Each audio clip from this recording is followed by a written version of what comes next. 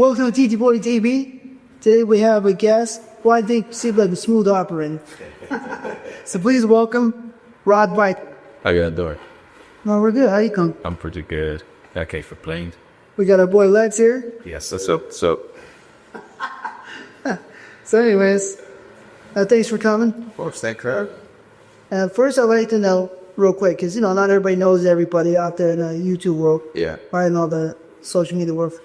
You're a male porno star. Yes, sir. How many seasons have you done? Should be roughly close to 1,000 for sure. Whoa, man, that's good enough, right? Yeah. All right, man. So then we know that he's another porno star. 1,000 scene is quite a good amount of seats. Yeah. So I always like to get a profile of the person I'm interviewing. Okay. So I go way back. Yes, sir. Okay. So when and where were you born? I was born in Frankfurt, Germany. I was born in 1983. My dad was stationed in the service over there. My mom had me. Came back to the States when I was 8 to New Orleans. Back to the States in New Orleans, Louisiana. And that's where I grew up. The rest of my life, yeah. I was there growing up. New Orleans is it's like a concrete jungle. It's like survival up to finish. Toughest man stands firm and perky out through it all. But it's a beautiful place, a lot of history, a lot of culture. But you gotta have tough skin to survive all this. I was just sitting. I was there one time, almost got in a fight with the IHOPs guy. Serving me. I got skills too. I was just like, I could see it. Because there was a fight, but I think it was Mardi Gras. There was. Oh yeah, that's crazy time right there. Sure. But what kind of childhood did you have? Childhood. I would say very stern. I was raised with my grandmother, my grandparents, church, chores, garden, structure, morals, respect, principles. I was an athlete my whole life, so I was always in church every Sunday. And then outside of that, it's just like sports, football, track. So were you a good student? I was a decent student. Grades was something for me. Playing ball became an importance, so then I had to get my focus as a student. But as a kid, I was always being very popularly known. I was in a band, played football, played on the basketball team. Then I could play on the basketball team because my coach didn't like football, so it just track mostly in football. And then I was in the band too, but he kind of didn't have it just say so because it was off season. So. You're a busy guy. Yeah. So you were in a band. Yes. I was in a high school marching band for the high school. What was that really? Because I don't know much about the band. So band is like instruments, like marching band. You have each school has a marching band for football or for basketball or whatever it is. So you have a music department. So in New Orleans, music is more so of a bigger culture. So I've always had musicians in my family, chefs in my family. So me being a person who was raised by a musician, my uncle played trombone, played trumpet. I have another cousin, he's well known. He played trumpet all around the world. So it always runs with my family. So it is something that I picked up on. So you played the trumpet? Or? No, I played trombone. I think I could play every instrument. Okay. So back to your football. Yeah. Right? So did you go to college, bro? Yes, I went to college. I went to Miami University. Left Miami University because I didn't pass the ACTs. I didn't have a high score in the ACT 10 pass the so I had to go to JUCO. A JUCO is a junior college, and I left from there to go to Apple Valley Community College in San Bernardino. So I went there for a semester. Apple Valley. That's supposed to slide up there. Yeah. Yeah, I lived there before. And I went there. Before there, I also went to the University of Mississippi, and then came to California. So what position did you play? Wide receiver, safety, kick return, punt return. Oh, wow. Yeah. Were you close to going pro? Yeah. To my ACL. So you think you would have been pro without? Oh, for sure. I was in the top 100 in the nation in my position. Wide receiver for sure. That's cool. So did you do wrestling or anything like that? Never. I mean, I was a fan of wrestling. Yeah, but yeah, bro. Ah, good. Well, I never do it. It's good old that. It's about 40. I boxed. Huh? That's a box sport. I mean, boxing, when I came to, well, as a kid in the neighborhood, like we all had this like boxing ring where they're common, our kids would just go and we just get in the ring and the coaches to train us or whatnot. But we're just never trained, we just get in there and just like fuck around and shit. But once I got to California, I started training at Walcott at Fred Ocean Gym. So I trained there for like 2 years. How's that? Is this really far? Yeah, I love sport. I just love like going, hit the mitts, get on the heavy bag, just to get workout, good cardio. At the same time, just like really just muscle memory, just staying like in tune with everything. So Cool. Well, weight class. weight class, line up weight. So then, no TT buzz as well. Uh-oh. You guys know it's, you know, it's far too... 55, you know what I mean? Well, I thought all that's happening. Yeah. I love fox. I love competitiveness. You know what I mean? Then I love like just the grit. You know, then certain athletes just get after and just compete. You know what I mean? So I've always been raised in that dynamic. So as it became something that was a part of my life. Do you have on facets, Colt? I fought a lot as a kid, for sure. Definitely did. I mean, like I said, growing up in New Orleans, it was more so of like, it was something you fought every day. Whether it was you fighting someone who just want to take something from you, or someone who just want to be a bully, or you from a different neighborhood, or you from a different ward, and it's like y'all cross paths. It's like at some point that you have these confrontations and you understand. So How many fights you did you? probably roughly over like 20, probably between like 17 to 24 fights about. Yeah, my still fights every day, but Yeah, anyway. definitely. Wow. You know, I usually look back at that. I think that's just kind of normal. Yeah. You know. Yeah. Right. Yeah, that's right. But let's go. Tell me about church because I know a little bit about church. Do you believe in God? Are you religious? I'm spiritual. I'm not religious. I'm also spiritual. I believe in energy. Energy is something that backs science and science backs it. But at the same time, like I've studied religion. I'm Muslim. But I was raised Baptist. So for me, I don't really follow the text of man-made perceptions. I research my own information and I choose my own path. You know what I mean? But I don't really get into the religious, whatever a person believes and whatever they follow, cool, fun, and dandy. We can't believe everything you read. Here you go. You feel me? So, how old were you when you first started never seeing the girls? Can I say this up there? Yeah. So I broke my virginity at 11. What? Yeah. Broke my virginity at 11. That's all. Well, In New Orleans is That you were very fast. I keep it real fast, run fast. it might that fast, huh? what then? There you go. I was behind the 8-ball there in the car. Yeah. Yeah, so I broke fast. I was 11, so. But the first time you noticed a girl, so you said, fuck, look at that girl. I'd say probably like between 9 to 10. For sure. I used to see the girls at the, at the pools, right? Oh, of course. And you see the bikini twirling up. You see the camel toe, right? And it'd be like kryptonite, right? But they're looking at it like, oh God, That's funny you say that because when I was in elementary, in high school, I had this thing for girls who had like a gap between their legs. That was my thing, like slender, sexy, or a gap. So I don't know. It was like a little something that I was into. That's good. So 9 to 10, you started checking them out. Definitely. So you like girls your age? I think the thing for me was I was always raised around older people. I always hung around my uncles, my older cousins. So I was always around older people. So I was always exposed to a lot more. You know what I'm saying? As fast as probably a kid my age.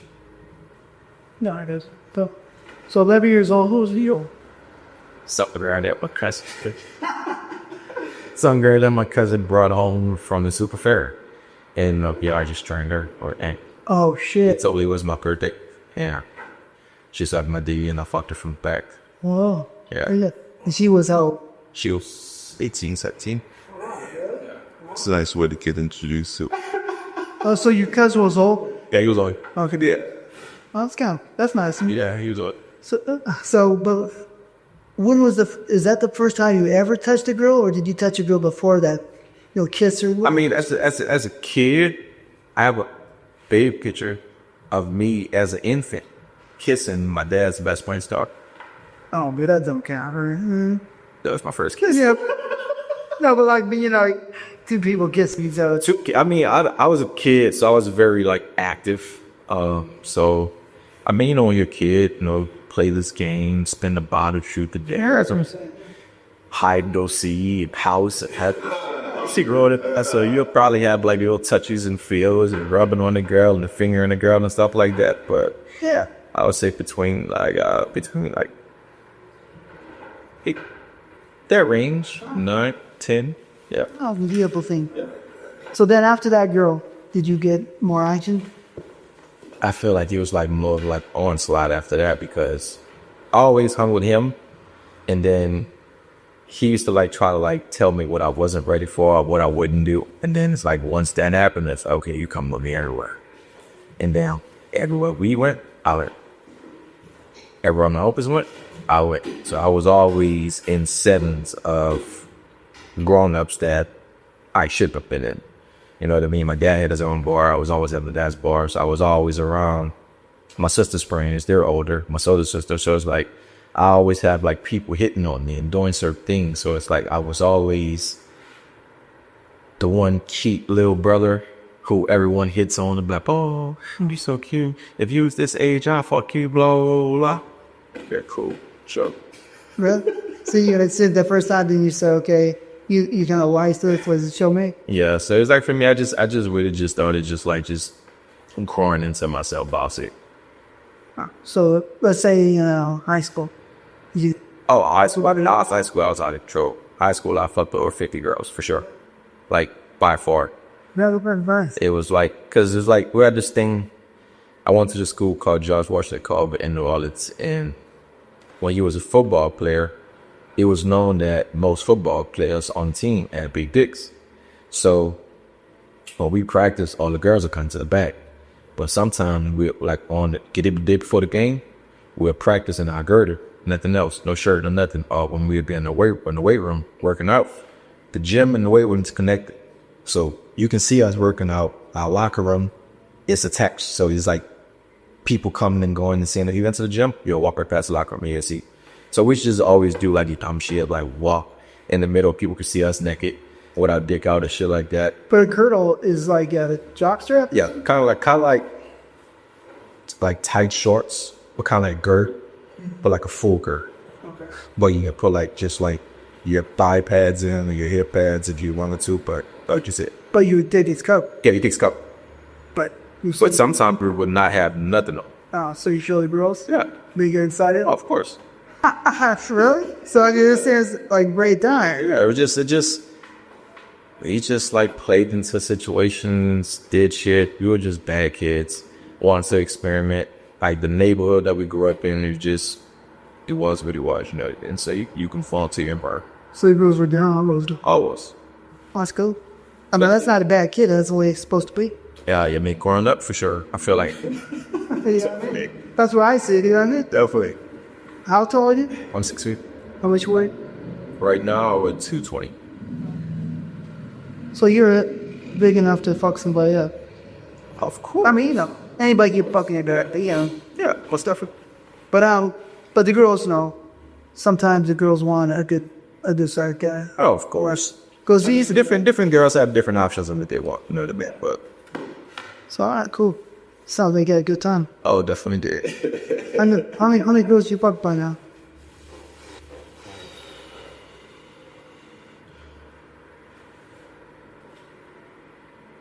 Post porn? I mean, before porn? Yeah, give me both. Before porn, I would say close to 100 to 200 girls easily. That was just me being in high school. College, I would say probably another 25 to 50 because I really wasn't that really active because of football. But when it was off, we played around and fucked around. Got into certain things. We'll go to different colleges for homecomings and stuff like that. I always traveled, so yeah. Sounds good. I mean, it sounds, sounds like the way it should be for everybody. They're not anybody's that lucky. I mean, I wouldn't say everybody's that lucky. I mean, if you're an athlete, for sure, you really have your fair share of the shit that you get in contact with, or the shit that you just be a part of, or you fall victim to. It's just the nature of athlete. I feel like most athletes are very sexual. Yeah. So did you go to the military? No, my whole family, I'm the only person in my family. I'm the oldest grandkid, so I'm the only person, the only boy in my family. I don't know, but I'm the only grandkid in my family to never fit into it. Your father was your Father was in the military, my uncle was in the military, my grandfather, my mother, my grandmother's husband. My grandpa was in the military, all my uncles, all my dad's brothers, everyone. So you said you lived with your grandma? Yeah. I lived with my grandmother, with my mom, with my sister, then I started living on my own. My body father. My father and my mother divorced when we came back from Jordan. So 8 years old. Yes. Alright. So is your father pull back? Oh, yeah. Oh, yeah. It's a big guy. Yeah? I'm 5'4". Yeah, my father's like 6'4". He's like 6'4", 6'5", something like that. Big guy. Yeah, he's ass kicked. That's cool. I always appreciate real guys that fucking kick somebody's ass. My dad was one person that, I mean, I respected. I never knew until I crossed paths with him. That's so foremost. But I always had respect for my dad. You know what I mean? I always understood every element and had understanding for whatever it was. So him chastising me, I always get it. But it wasn't much. This was 2 times. That was it. Oh, still. He's still alive. Huh? He's still alive. Yeah, that's still love. Still, cherish the most. Oh, always. What kind of jobs would you have before you got in the business? I worked, my first job actually was roofing. I worked in a Louisiana Superdome kitchen. But for the base of jobs that I've always had was cooking. I've always been cooking. Family had their own like family restaurants, po' boys and stuff like that. So my grandmother taught me how to cook when I was like 28, 9. I was always in the kitchen with her. And then I just picked up on certain things. So I've always worked as a sous chef. I've had a culinary degree. I've worked in mass kitchens of high 5-star restaurants. Worked at Bonefish, worked at Fleming's. Worked in off-site catering functions. So I love it. I like cooking too, but I don't have a degree. But what's your specialty? Pretty entry for us. It's not really one thing. If anything, I would say sushi. What? Learning how to roll sushi and just make sushi. It was like most of like a art tour. It's more tedious, more time and so on. It's more being focused on certain things. Outside of that, just making sauces. Outside sauces or soups. Well, for your sauces, is that kind of hard sometimes, huh? Definitely can be. Tell the roofer. Roof is a rough job. Did you say I got to cook on up roofing? It was something that my uncle did. And he had different friends in the neighborhood who had their own business. And whenever he was traveling off and on in the military, he'd like one of his friends would be, hey man, what you doing this summer? When I was off, I wasn't playing ball, I would work with them. Outside of that, one of my ex-best friends who I grew up with, his dad had some construction company. I could work with him building houses. So it's like something that I was always doing. Like I was always busy. I was never a kid that just was like just in her swallow with thumbs. Like if I didn't have nothing to do, my grandma had something for me to do. If my grandma didn't have something for me to do, one of my uncles or somebody in the neighborhood had something for me to do. So my thing was I always was a hustler. So it's like if I can go do anything to make money, that's what I was going. So you're making money already being able to Definitely. get a car or that? Definitely. Any cool cars you had? My first car was a Color Supreme, a 96 Color Supreme. After that, yeah. After that, it was a Mustang, then the F-150, and then from there, everything switched. Then it was BMW. All right. What you got now? M4, F5 BMW. Yeah. M4, oh yeah? M5's pretty fast. It's still fast. That's a good question. But I would roughly say 5, for sure. Yeah, that's real cups pretty dry. I would say the 5 for sure. I had a E63. They're all about the same. Yeah, it's like in competition. So it's like that was pretty. I love that car. So short, like you're fast. But it was crazy. I've always loved like speed. Like I've always been a fan of American muscle. And I've always loved luxury cars that had speed. So Yeah, I like all those muscle cars. I like fast cars. yeah, bit fast. I mean, what's your ideal car? My ideal car is a Lamborghini. I mean a Ferrari. Sorry. Car? Yeah, Ferrari. Which one? So lots of different ones. Or even I say a Ferrari or Aston Martin. I love Aston. And it's like Aston is not so common these days. That's what it's Ferrari. So what? I have to choose those two top cars. We used to have, I had like 3 or 4. You did? But I used to roll them to the set, right? So, you know, that's an actor. That's pretty cool, you know what I mean? Nice. Because nobody's really, in those days, rolling Ferraris to the set. Would you roll it the Ferrari, Russell? You roll it big. I had blue 355 with tan interior. It was people would feel like, what, break their neck, you know, looking for it. I had a couple of there, but, you know, it was fun, boy. Spider 5. Yeah, it was a Spider. Yeah. That particular model, you know, because I had the 362 Modena, and, Okay. and I had the one before that, but 348, whatever it was, Spider. Yeah. But the 355, people would jerk their head harder for some reason, you know what I mean? There you go. Yeah, anyway. Somebody had an accident one time when they were looking at my car. Oh, That's I want to see the DB9 Aston Martin. It's a sexy ass car. I love cars. Yeah. I waste so much money in cars. Hey, it's not. I mean, as long as it's the right car, it could be a bit of investment. That was hard, but I had to drop it too. Huh? Nice. That felt very bad. Nice. Oh, You had a good collection then. well, I have not 200 cars. Really? But maybe at least 100 is a lot of cars, man. That's rough. Well, not now. This is the years wrong. Yeah, I get. That's wrong. All right. So when did you watch your first porn movie? I would say definitely between the ages of. Excuse me. I would say that between the ages of 11 and 13, for sure. How old did you say you were again? Taller than I? Yeah. 40. 40. Yeah. Oh, you were young, no? Oh yeah. Oh sure, yeah. So then at 40, you could have watched some of my movies, huh? Basic Vandals? Oh, well, when I first started watching, like we used to call them dirty beers. The VHSs, pop on like the VHS, and built my uncle little collection that I just stumbled across and I found. So I watch it, or I just like watch like little softcore porn on like TV and shit like that. Or just ordering like pay-per-view, like Playboy and shit and all of that. But yeah. Well, I mean, if you're watching VHS, man, But yeah. you see. I actually used to work for this company in New Orleans, Inner City Squad. It's that partner with Larry Flint. I just worked for them for 11 years. In the store, No, on the street team and in the warehouse. on the street, he's selling stuff on the streets. All right.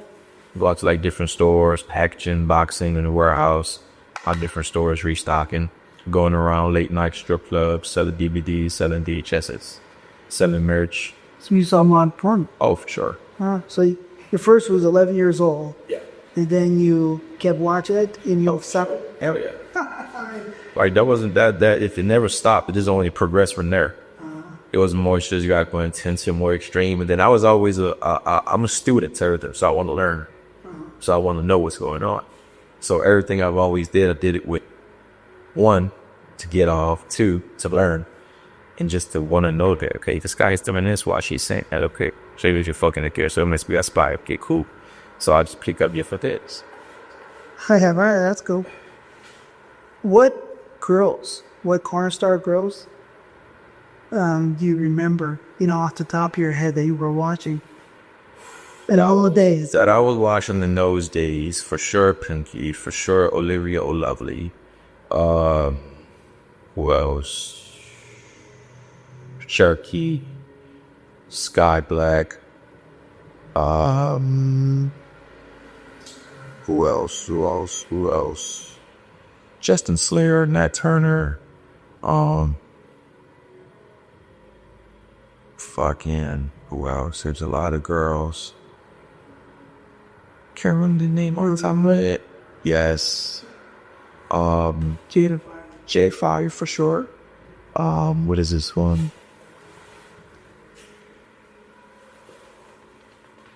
It's fucking Crusadge. Forget me. Mano, I do a lot of Brazilian movies. Wow. Yeah, I was spend ass. But I love BS. I probably Bubba Brazilian. Yeah, I love ass. Like, just me watching the girl in Car Girl ride it. Yeah, that's space.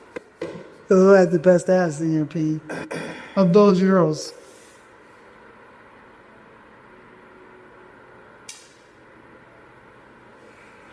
That's tough.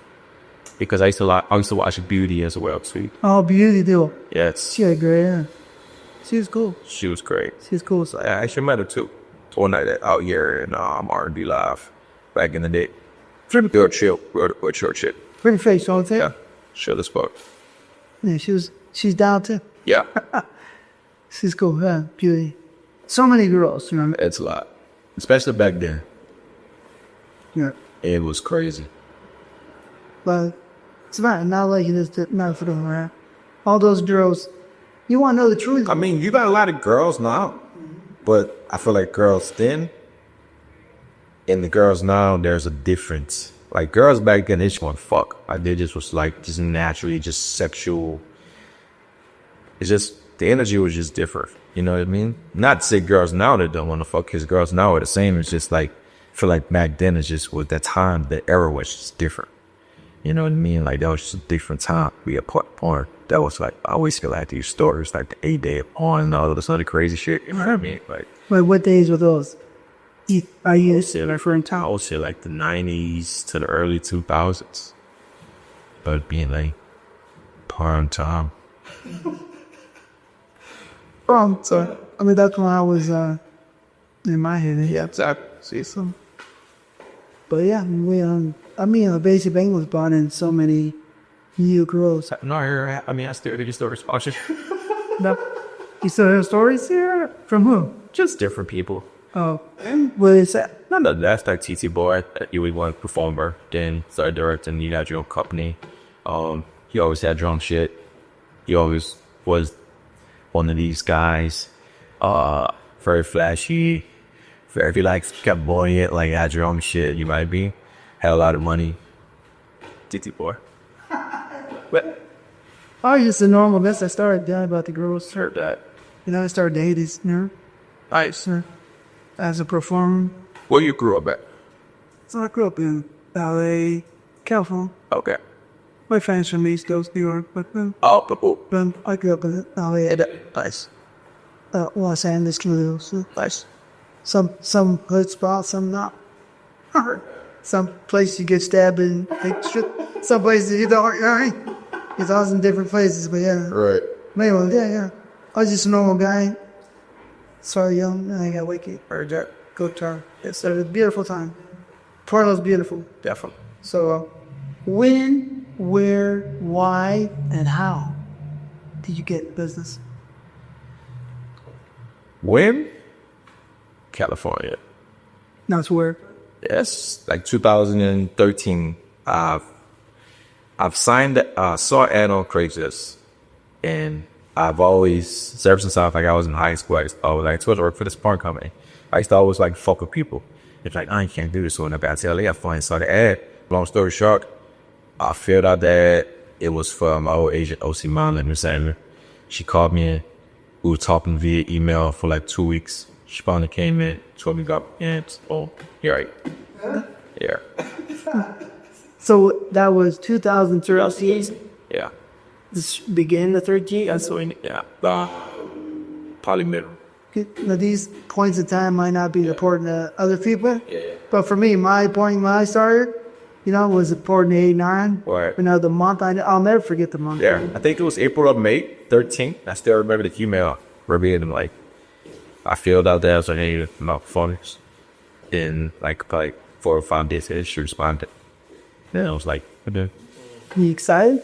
I was excited, but I was like, what the fuck? Should I respond to this? But I'm like, okay, cool. Fuck. I mean, fuck it. field south. So it's like, now I got to stand on it. So here we go. Right. So it's cool though. So they hooked you up right away? Definitely. Probably did my first year, probably did like how about 4 seconds. And then after that, next year after that, just up to right, you just go on it right.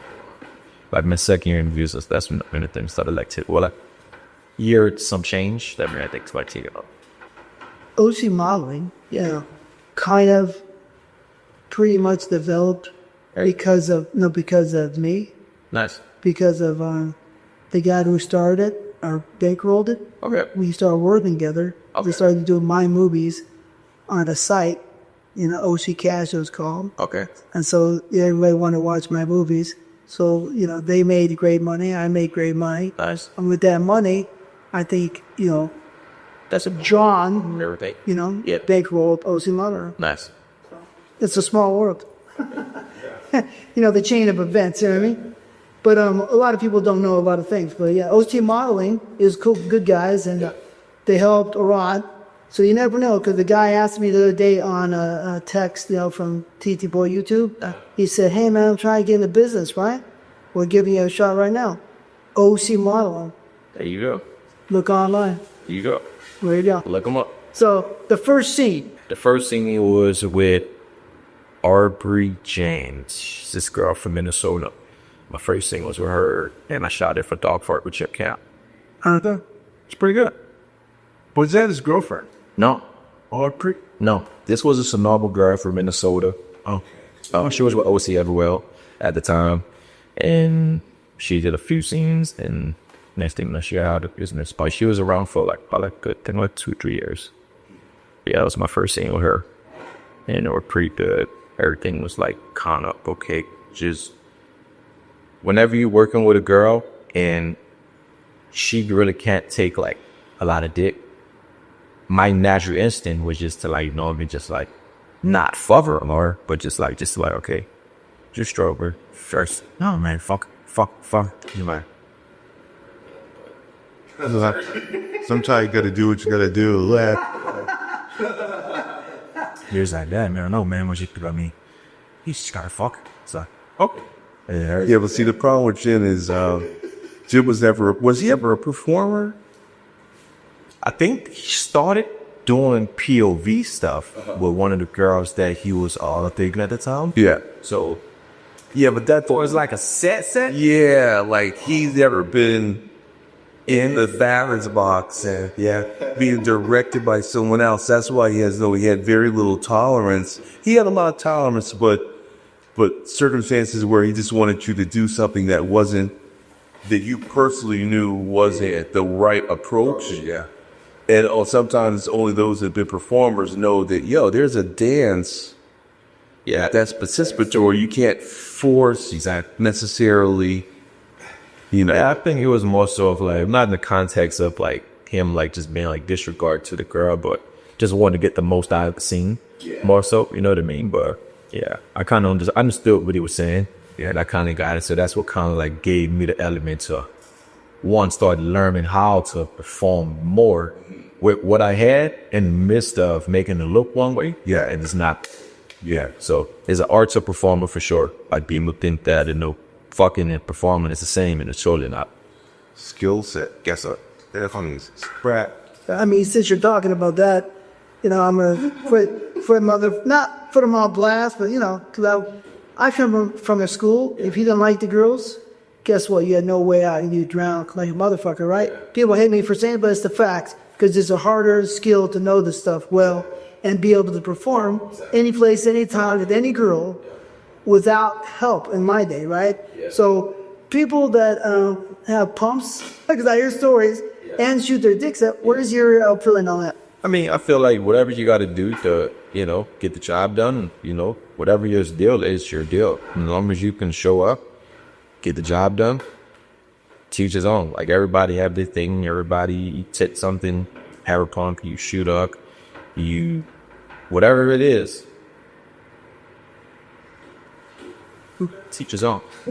I live level. Yeah. You're a nicer guy than me.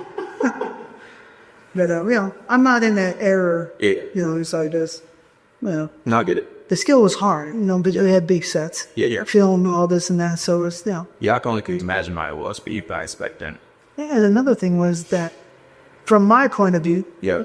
is that the 90s weren't there yet. Right. I started in the 80s. So there was no cell phones, really. There's no DVDs. There's no internet. There's no nothing. So the mystique was way heavier. Exactly. So when you're finally on that set, you go like, motherfucker, I'm really on a motherfucking set. Pull your pants out, motherfucker. Exactly. So, it's kind of like, then by the time you get in the business, even you, like, the porno's almost normalized a little bit more.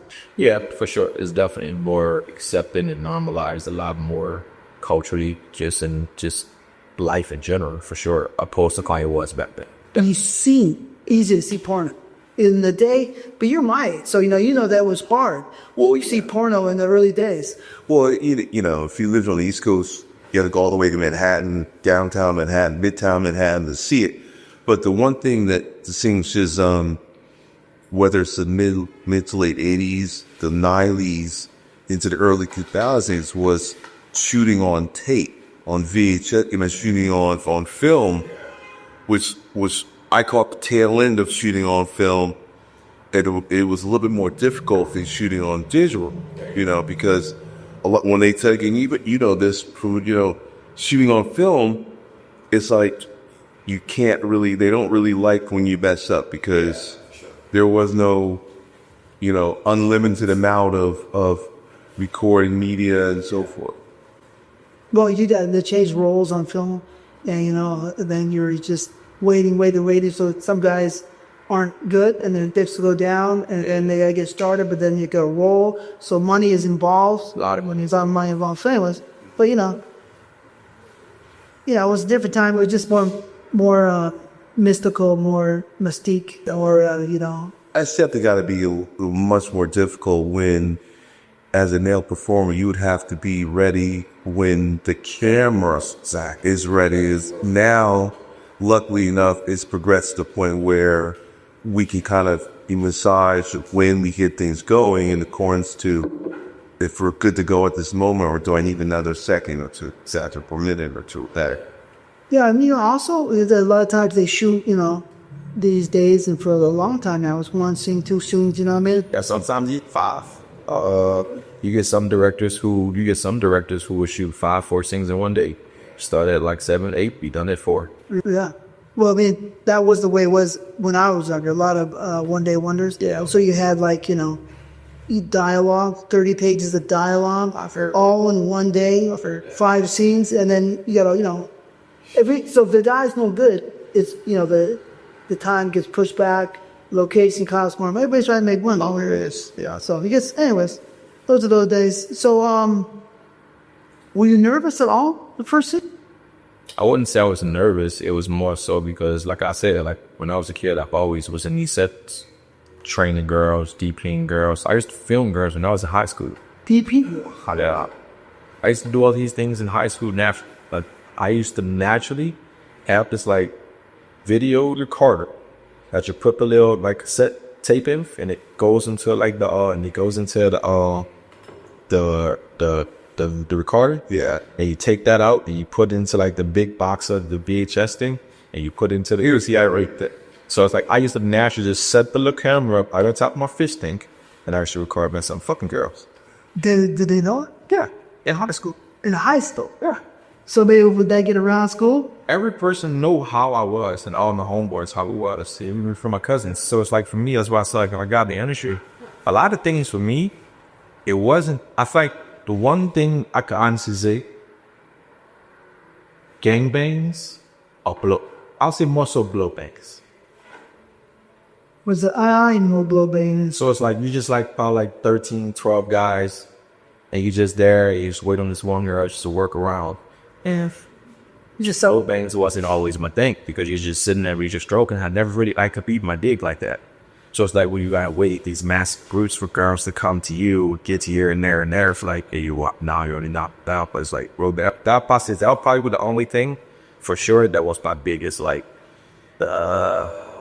Because you know, for guys, everything is expensive. And then once you did it, it's Oh, you're smart because you don't want people to take up either. You know, Yeah. that you have a phone, less sensitivity, all that. yeah.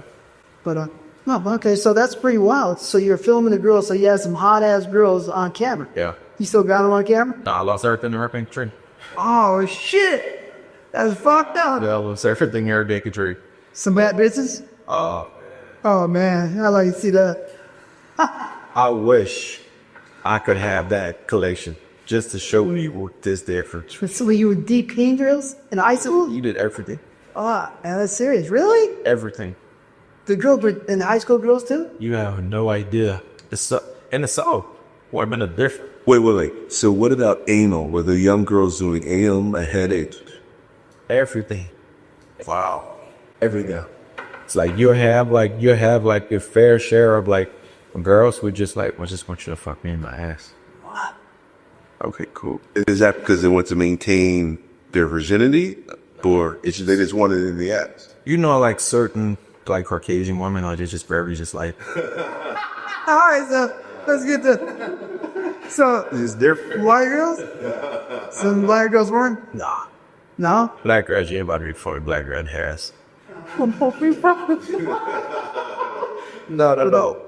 So with the black girls getting the pussy in? Oh, for sure. Yeah, but not the perception. You know, I could ask. No. But the white girls wanted that. Oh, for sure. How black girls? Definitely. That always. The way you wanted that? Yeah, I've never really got into Latin girls until like I would say when I got to California. Like my range of like on different diversity and different culture women definitely once I got to California. Everything else was just like Caucasian white women. You may have like a Hispanic here and there. Probably some Malaysian mixed girl who just like grand and their sticks out the whole like state of a city or some shit like that. Let me ask this. Yeah, but other than that, just normally just like black women, all white girls, Hispanic here and there. So all the girls, all the flavors, what is your attack? Energy. In Yeah. Cause I don't really have a type. It's just like for me, it's like your personality and your persona. That's what I vibe with. You know what I'm saying? Because I can say, oh, I'm into black woman. I can say I'm into this one. I can say I'm into white woman. I can say I'm into Latin. I can say I'm into like this type. And there's no real context in what I'm into more than the other. You know what I mean? It's just more so like if you're a beautiful woman, you're a beautiful woman. Period. That's all I go off of. You can't like beauty lies all over the place. No matter what race you are, no matter whatever you are, beauty is beauty. And if you're beautiful, you have good energy and a good personality with no competition. I mean, you're right. But sometimes I look at a girl, sometimes you say, oh, for some reason, she gets me more excited. The look, Of course, like more exotic. Yeah. A more exotic woman for sure will give you just this natural, just like, and you like it just. Some people is just, when I see certain women, especially like coming to California or like traveling or to different women that come from different countries and states, just like, how were you even made? Like, how is this so beautiful? You know what I mean? Like just women's features and eyes and just space structure and certain things and just the element of their beauty and skin tone. So it's just like different women have different things going for themselves. So. And then sometimes you say, I mean, let me, but Especially if they have a nice body too. Well, before we move on, speaking about the variety of women you experienced as you came to California and before, have you traveled outside the country? Well, this year for sure. You have. This year will be my. Oh, you will be. Okay, so have you done scenes out, so you haven't traveled. You got to, once you start traveling. Oh, I'm aware. Especially within our industry, then you really get a chance to experience, you really find out how different the women could be based on where they're from.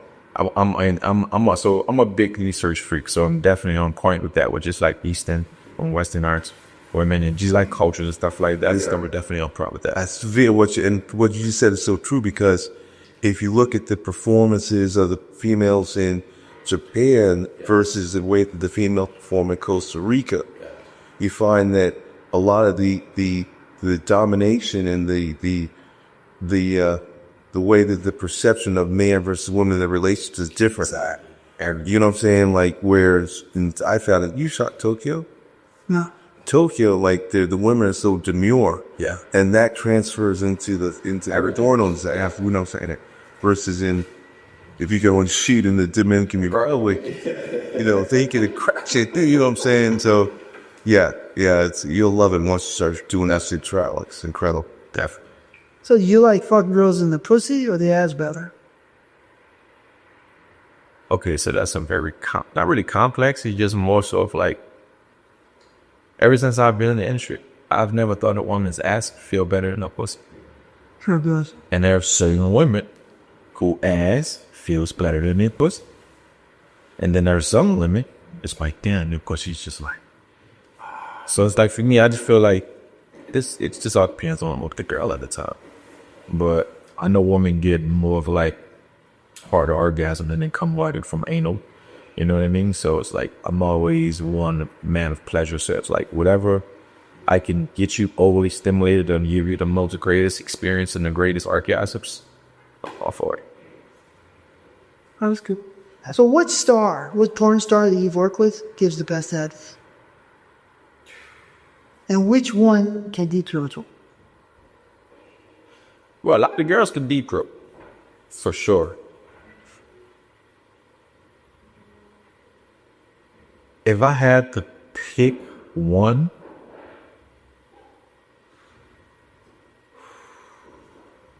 I would possibly say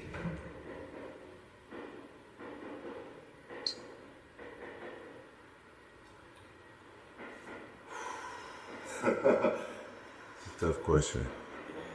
But there's Gavin that holds the position as the number one in different things. I mean, like, if someone said to me, who's got the best pussy, I know exactly who is the number one person, because no one's unseated that once you get that burned into their brain, oh man, I'll go for it. I want to hear this. No, but Rob, when you say that there's one woman that left an imprint on you, and you say, okay, of all the things I've experienced, that person holds that spot, and this person holds a spot for this. Okay. Until that person is unseated, that imprint remains. I will say Carmen Carr, Adriana Chechik, for sure. But that girl gives the best head. Fine for her. She's a white girl, black girl? Adriana Chechik, and to also for Adriana, yeah. And Carmen is, I think Carmen is a white girl, Caucasian. I don't know if she's mixed or not. I don't know. But yeah, so it's like head, deep throating, and being able just to like fuck their throat. So Carmen. Yeah, and Adriana Chechik. Okay. What is that Carmen from with two K's, right? I think she spelled K's instead of C's. No. I think you're talking about Karma RX. Okay. Yeah. So which one had the best pussy? Best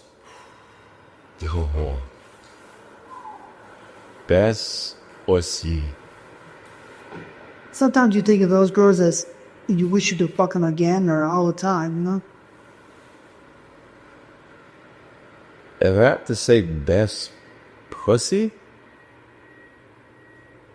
of course you do. Because there's a lot of girls who got nice pussies. I ain't gonna lie. Definitely does. But best pussy. Cliff, let's make this easier. Now, that question was the same from... I'll take it back. Riley Reid. Riley Reid. Yes. Her pussy looks nice. Our pussy is nice. Did you hit it? You have to know who's up. Riley Reid, she got something on pussy's fat, but it's nice. Riley Reid have a nice pussy. Something to try. For sure. Huh? And Dakota Jenks. I just got about it. This whitewashing girl. Okay. She was in the industry for a little bit, then she got out. Do you know anything about the older, old school black male porn stars? Since you did watch a lot of porno. For his, like Lex and... Oh, wait up some names. Oh, they were good. So, FM Bram. Ray Victory. No. Billy D. Yes. Let's see. Yeah. Jake Steed. Heard the name. It's from, from The right show. Julius St. John. Heard Judy.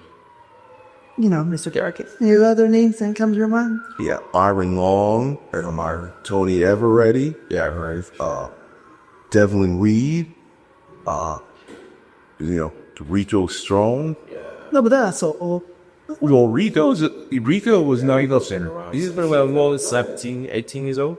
Yeah, Rico's been in, I think Rico is like blocks. Well, I started in LA in '98. So, that's going back.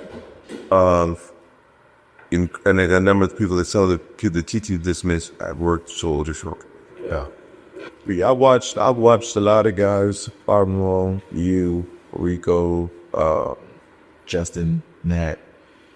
yeah, Justice Slayer. What was dude name with the glass dreadlocks? Glass. Cool dude. Black guy. Right? No, nose and glasses. He wore glasses. What track? Dreadlocks.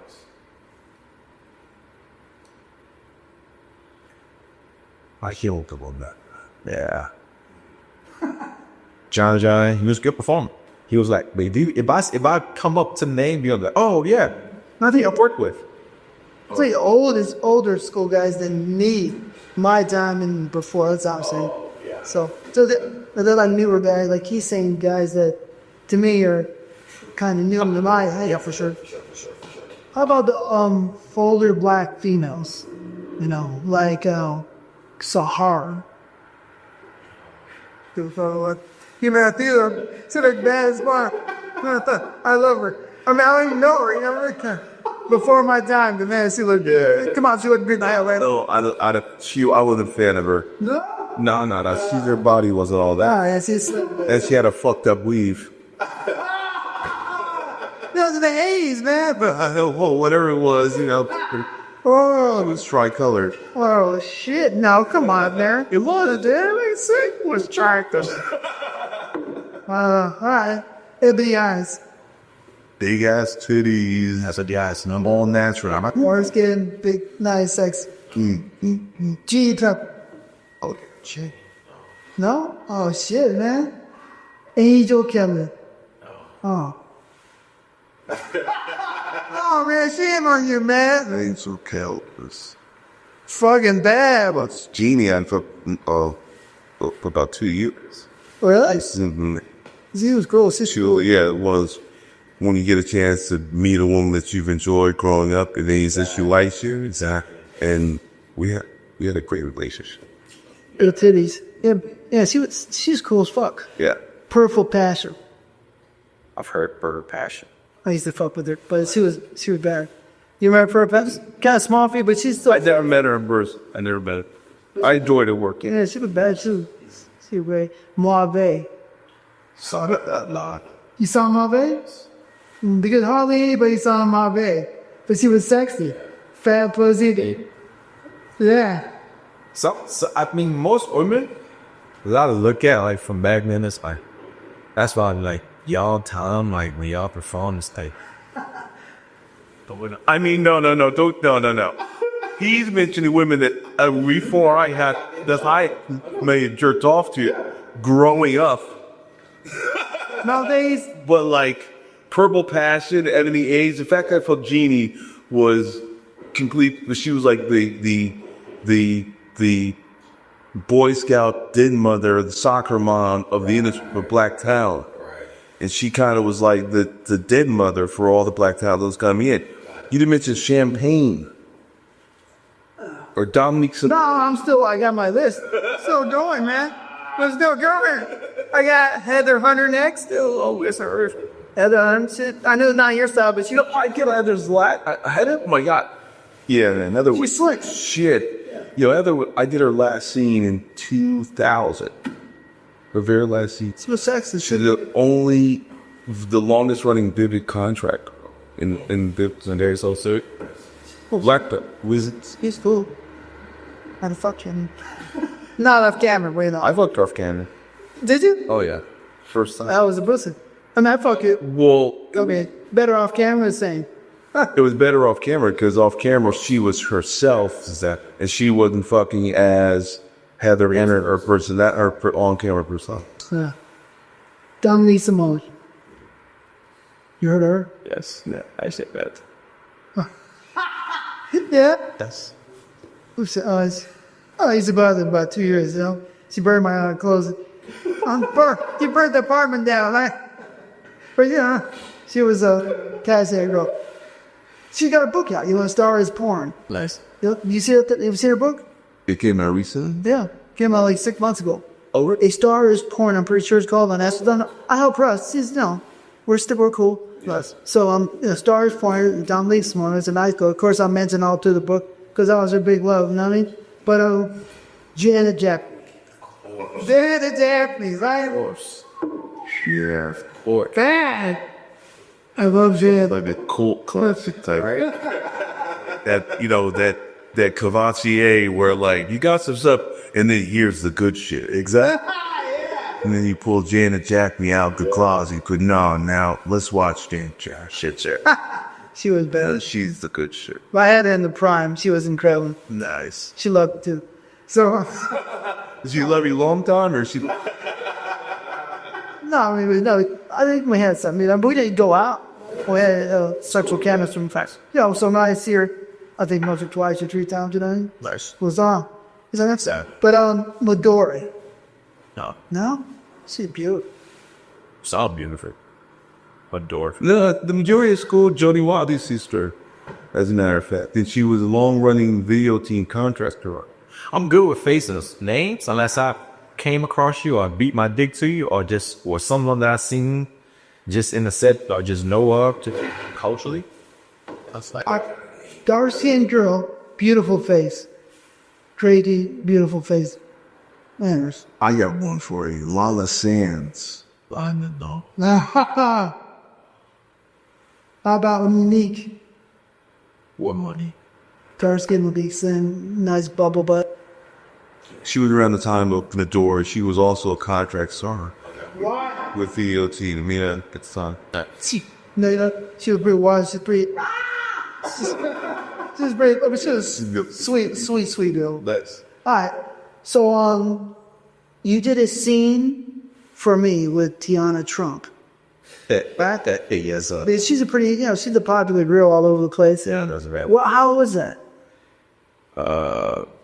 Me and T got a good. Our chemistry has always been great since the first time we met. And every time we shoot together, it's just always like electrifying. Like our energies just like captivate each other. It just keeps going and going and going and going. So every scene I've always had with her, I worked with her. It's just always been pleasant, always been beautiful. Shout out to T. Yeah? Do you work there a lot of time? Yeah, I'm like, connect for 5 times. So time? Yeah, 3, 5, like 4 or 5 times yet. She looked like she was sucking dick pretty good. Oh, she sucks the shit. So she sucks the shit. Yeah, Tiana, she sucked the dick off your dick. for her. Yeah, she sucks. Nutra, that's as of late, she's had a lot of presence in social media. Oh, for sure. For sure. I like, she's always been a bold, girl. It's just, I think she's become a more noticeable. She's become even more emboldened, but always a good product. So always. That's my door. That's Madura. Nice. I mean, look, she's a fucking beautiful girl. She's definitely beautiful. She's beautiful. I said crazy pussy. Very good look. See. Yeah. Crazy the pussy. Anyway, what's going on, man? Speak up.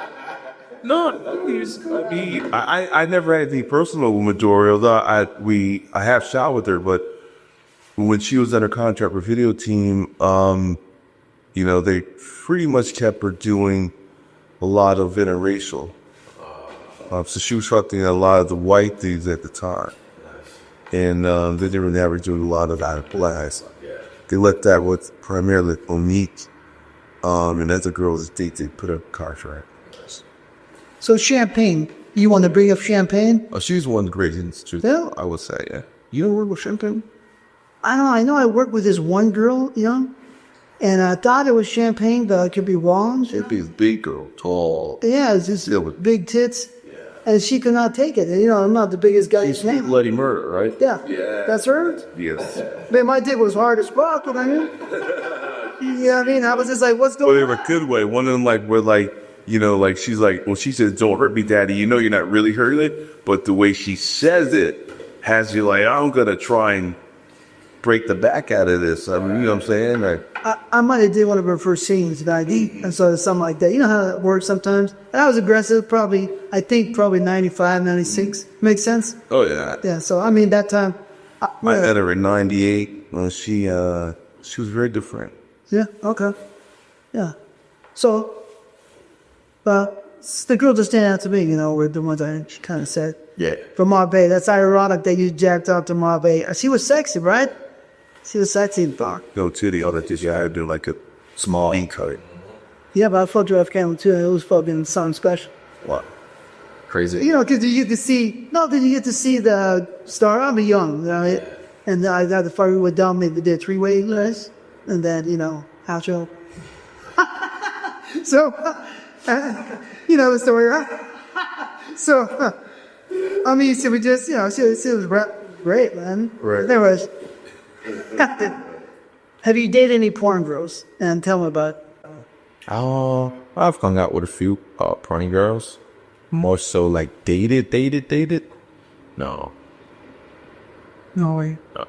You're smarter. No, not like no way, but like it just never really like got like in depthly into like something like crazy serious. But I've hung out with a few girls and been around. That's the best way. Yeah. No, in my opinion. Don Lee was the last girl I dated. Yeah. So that was that. Porno, man.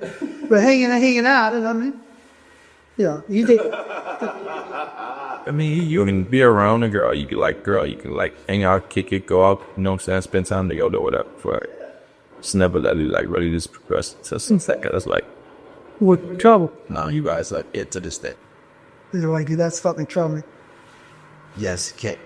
Watching your girl get smashed, you know? Oh, well, for me, it's like me. Well, I mean, that's tall. I mean, you know, it is what it is. That's not really like. That doesn't bother me that much, yeah. I know what you do. Yeah. She knows what I do. Yeah. And There's a different, you know what I'm saying, context behind that. Sometimes, you know, shit, it's even hot. You know what I mean? So. yeah, plus, you know that what we do on camera, she's working. Yeah. You know what I'm saying? Now, there might be the chemistry that makes her work better, but it doesn't mean that, you know, her emotions are connected. So, you know, your feet. Sorry. That's nice speaks. That's how you got to, that's it. I mean, look at it. I dated with it in the industry and, you know, how was your day, hon? Oh, it's great. You know what I'm saying? Or she might be like, yo, the guy could come to seeing his wife. Word? So what did he do? Well, I sucked his balls. Came in my mind. Okay, well, was it good? Yeah, it was okay, you know. Or she said, like, celery. Word? All right, well, cool. I'll get outside and put some weight. What you watching tonight? You want to watch the game tonight, sir? Oh, no, let's watch Jeopardy. All right, well, cool. I'll see you after your shower. Brush your teeth. All right. Come on, TG. You know that's the way it is. No, but I mean, I've been there, but I said 90 to 92, but I said that's the other night. I'm out of date all fucking girls before that. Yeah, girls like me, I was young, all that shit's, you know, part there. So, but I said, I was like, no, I watch my girl come home with cum still on her motherfucking nipple. And then I said, did you take a shower? Wash up, and we're going on? Right. Then you get back, I took a shower, motherfucker. But you got cum on your neck. Foo. Hit me in the face, right? And I say, you know what? Fuck this. Yeah, sometimes women like to leave and all that guys there. Yeah. Like this. It's crazy, all, you know. So it's true. I've heard y'all say that. Oh, no, I'm not one shower. I just want to just like get in my Uber and, you know, like leak the cum all on my face, or I'm just going to go get something to eat. I'm going to go in the hall and just want to just go like this, you know what I mean? Teach us all. Some girls just, you know, they like certain things. What advice would you give a male or a guy at home, you know, from your experience as a porn star, you know, what advice would you give a male for him to be able to get a girl off? What technique would you tell us?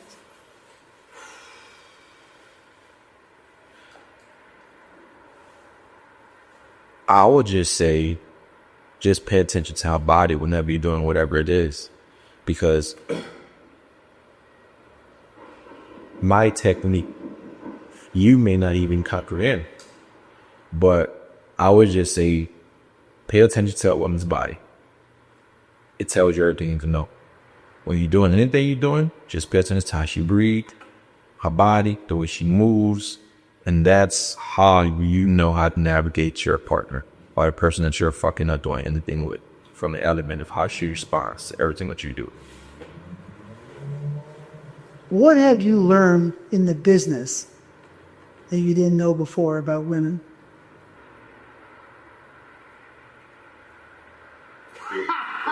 Better or worse?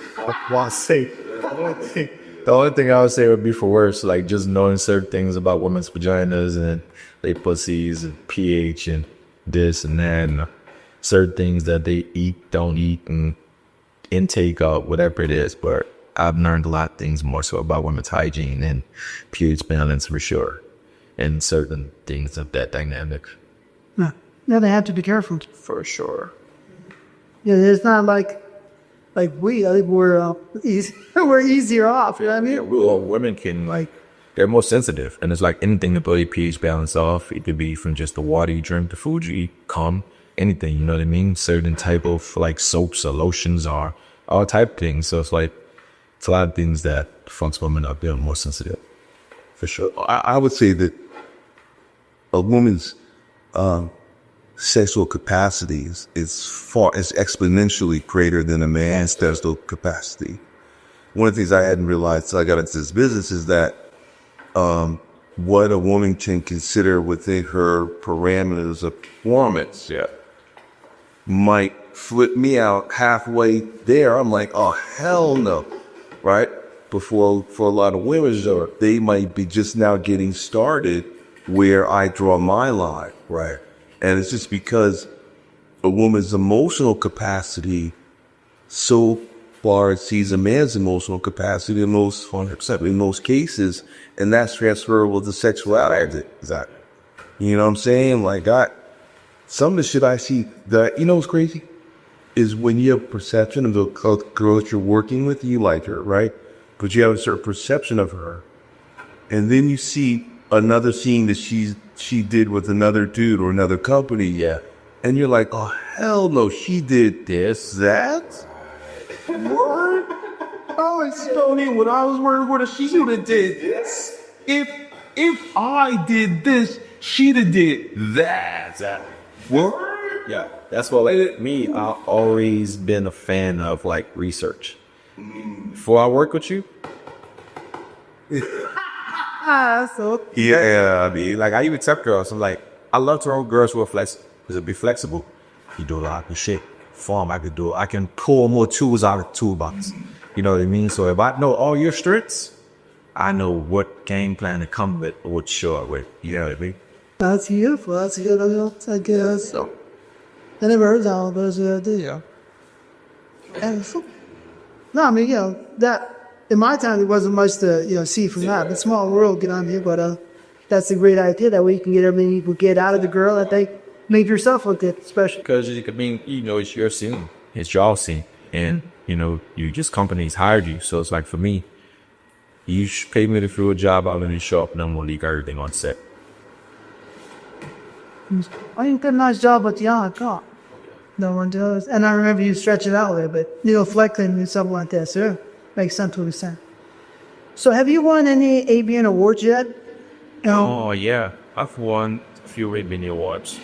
Yeah, I know best belt upper, best three-way sex scene, best gangbang. That's what sex in? Three-way sex scene. Best and best three-way sex. You waited. Yeah, a few times. A few times? Yeah. Okay. And I think that's it for ABN. For ABN, but the other organizations, what do you want to say? Same thing, vice versa. Or XBiz. XBiz, you got 3 or 4 or 5 awards in there? Yeah, I have 23 total. Yeah.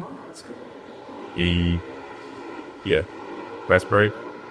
So between XBiz, ABN, XROC, XROC, XRCO. XRCO. Yes, flashbot. No, Yeah, Flash. yeah, like a watcher that they do as well too. So between all of those, That's awesome. yeah, Congratulations, you get Male Performer of the Year, any of those yet? X XRCL? XRC, yeah, The Male Performer of the Year? yeah. All right, that's good. That's good. What award is most prestigious to you in your opinion? To me, I'll say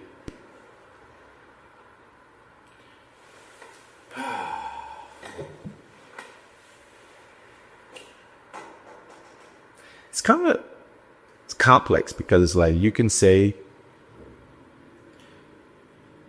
male performer of the year, you can say three-way sexing, you can say best male newcomer. Different awards have different context behind towards like whatever that award may be, due to the element of the amount of value that this company may put out of doing sexing or the aim scene, or you being a male that came out in a time frame where, okay, these were fucking great guys too. You know what I mean? And shit, I won in the list, in the category of all of these guys. Oh shit, cool, I'll take that. You know what I mean? But I would have to say, winning once, when it happens, ADN Male Performer of the Year, I would say that would be the one. I think Performer of the Year is the most prestigious. Yes. But Lexi got it 3 times in a row, right? Yes, yeah. Play the end? Oh, not, well, 2000, 2002, 2003. Nice. So 2000, 2002, 2003. Yeah. So back to back 2002, but my first one was 2000. Nice. Yeah, I would say that would definitely be the one. I think it's the Performer of the Year for me is the best one for you, so period. No acting, go to Hollywood. No. You know, I mean, I'm not gonna dismiss it. It's good to have it in your collections, but Performer of the Year is the best. Yeah. So congratulations on that XRCL one. What are you nominated for now? Because the ABNs will be next week. Nominated for Best Gangbang, Best Throughway, Best DP, another Best Gangbang, Best Outrageous Throughway Sexing, Best Throughway Sexing. I'm nominated 5 times for ABN and XBiz, and ABN Best Gangbang for Jennifer White, for Vicky Chase. Best Throughway Sexing 2 times, and Best DP, and those follow into ABN as well. I mean XBiz as well too. That's cool, man. Yep. You're in your rotation. Pretty much. That's cool. How's it feel? Feels good. I mean, just being able to be nominated and just recognized for certain scenes, you know, amidst the shits on scenes that, as a whole, like that the industry shoots, you know what I mean? Mm-hmm. You have any haters out there in the business that you know about? I wouldn't even know, because I don't really pay certain things attention. Okay. Everybody have haters, so, but, I mean, shout out to them wherever they are. Yeah, we're done. The good thing is that, you know, once you get to a certain level, you don't even see the haters anymore. It's like, you know, that's a good thing, because you keep looking backwards and looking, you know, never give up. Yeah.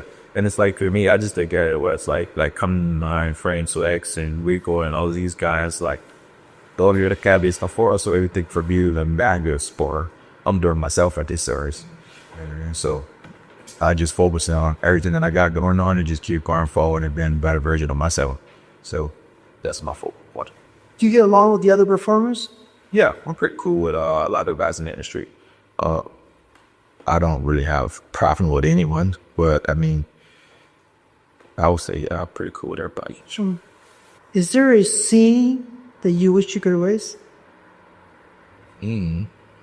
Nah, because whether it was good or bad, there was nothing there. Have you had some bad days on the set? Of course. What was the worst day with him? That's a broad question. There's one day, but I just wanted to leave the state where he was at. But it was with Brazzers, for sure. And it was with Nikki Beans. And that But so I'll say that was probably like the worst day on the set that I've ever had. Just like a fuck up that I've ever done. And, you know, I will remember I decided to make peace with that. So I'm in a different place now. All right, so the fact that it hurt you, Oh, for sure it did. what happened? I fucking no, I just fucking drunk a Four Loko on set. The pair style. Oh shit! All right, Yeah. come on. Yeah. So You know, and I can understand how that'd have been a really tough situation because Nikki Ben's #1, for how popularized she's been and deservedly so. And also she's very expensive, right? So my question in this regard, Wal, would be, how have you dealt with the pressure of expectation and the pressure of being the man?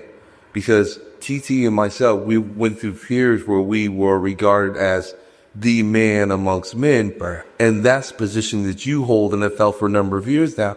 So how is that, like, can you explain the challenge of obligation to be the man every time you step to foot over channels? I feel like I've always rose to occasions and I would just love challenges. Being able to be called on, it's great. I love, but just knowing, one, your job, being in your own skin and being confident of whatever it was. I feel like that's why, like, a lot of companies and a lot of studios I've always had like great relationships with the girls I've always worked with, because whenever that set call, or if I see this girl on the set with me and this girl on the set with me, I know for sure this one scene, it's something that's going to come from this. Because to have a day where you have like a Akira Noir and Adriani Chechik, Gianna Dior and Alina Lopez, or just Alina Lopez, or Angela White, or, you know what I'm saying, like these names, like I've always gained or had a great advantage of, one, having a great agent to be able to place me in these great scenes with these great studios and these top performers. So now whenever I just show up, I just always attack the scene as if it's one of those scenes. Yeah. Do you have? I remember talking to you. You know, the month ago. You have some hobbies. So what are your hobbies that you have off? You know, set. I'd be off camera. I would definitely say going to the beach, being in nature, just grounding myself. Outside of that, just cooking, video games, watching football, sports. I love sports. Then outside of that, just like, I would say peace. And just sometimes just sit in silence. Meditation. Gym, for sure. So you skydived. Oh, yes, sir. 5 times. Okay. Yeah. Hobbies. It was bad. I love adrenaline. Like, so there's no better feel than that. So skydiving is my thing. Like, that's my thing. Outside of going to the beach and just vibing with the ocean, listening to the ocean, skydiving.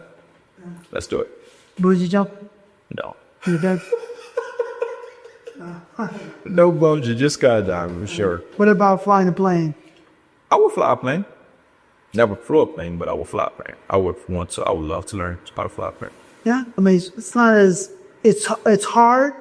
But it's not as hard as it looked. No, it's hard as it looks. The only thing you gotta do is be motivated and be ready for the sacrifice. Right. What's up?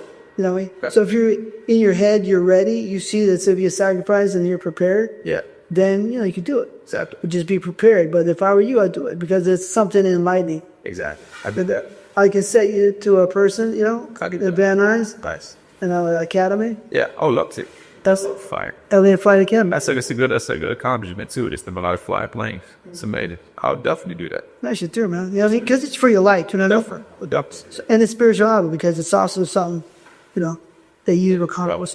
Well, how long did it take you to you just got through license? How long did it take you to go through the process from when you said, I'm going to become a pilot, to now as a pilot? How long did it take you? Too long, but it took me like 19 months. 19 months. Was it 19 months consistent?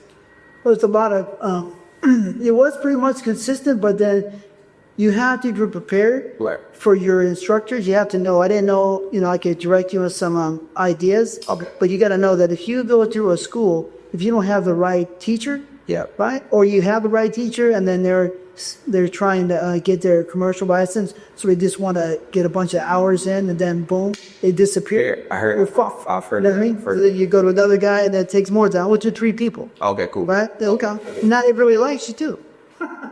I'm a copy guy. They can't stand me. So I did that. but it shouldn't take me as long. Yeah. But I'm also older, so So roughly, what would you say? What is the time frame that it would normally take if you didn't have like those games in the home? it matters who you are. Also, it matters if you have the flying bug. Okay. If you have it, it will be quicker. I did it for respect for my father. Yeah, yeah. So that was all cool. Yeah. My uncle went down with a vertical mentic. You know what I mean? And he was the captain, was the guy flying plane. It was his plane. But so if you have the bug, Right. it'll be quicker. But I think that if you study really hard, Yeah. you could do it in a year. Cool, I mean? But you got it's a lot of book work too. Nice. Same. But it's a beautiful thing. So I recommend it. So what porn star from the past and present, you know what I mean? Or past or present, would you like to work with? Maybe you work with all the girls in the present, I don't know. But but which girl would you take out of all those girls That I haven't worked with? that you have not worked with? I think the only one of the past that I haven't worked with is Skin Diamond. Was Janet Jackson Jenna Jackme. Okay. Jenna Jameson. and Dimsey? Present? But if all those girls, just pick one, who would you want to work with? I would say Skin. Yeah? That's a possibility. It could still happen. Yeah. And maybe perhaps with the only can. Yeah, of course. But Yeah, what else? Then this is down. She would be sexy. Oh, duh. She's good? Yeah, that's great. Yeah. What about these old stars? I just bring up, something everybody to bring up old stars. We have you heard of Vanessa Del Rio? Is there? I've seen a picture. Well, you know her, man. singing's perhaps she's the GOAT. I'm a visual person. Yeah, Names. Rio is the GOAT. Yeah. And then Hayden. Throw names out there. Very pussy, Beautiful. nice natural breasts, Nice. Sake. That sounds sexy. great icon of Norwegian portrayal, but I think she was actually from the United States. Platinum blonde, naturals. Marilyn Chambers. Yeah. Oh shit, man. Insatiable, deep throat. No, that was No, that's this is a lovely. Few Chambers. Insatiable's Marilyn Chambers. She was the fluffy. behind the green door. She loves it anytime. I mean,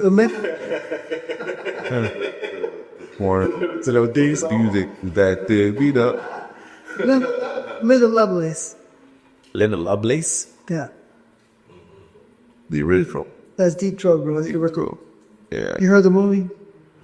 Oh shit, man. that's Deep Throat's probably The most iconic. the most iconic movie, and I think I never really dove deep into porno. Like how you guys like, like bringing up all these like the stories and stuff. Well, it's Everything for you, which is more so just the forefront of like what was okay. This culture. This is these girls. This is these guys. These are these names. That's like even to the point. Like I've always thought about Lex. I've always thought about Justin. Matt. I didn't know about Prince till I got in industry. John Jamon, Rico, watched all this next. Prince was the only person out of all you guys, John, that I never heard of until I got that. what about Mark Young? Till I got an itch. You know what I mean? So it's like for me, it's like it was more so of like what I was seeing or what I was exposed to at the time. But these names I'm bringing up are just way That way back here. Yeah. But then the Lovelace is 70 long and they made Deep Throat. No, and so, it's just way back. But I thought the movie was made for less than $1 million, grossed $600 million.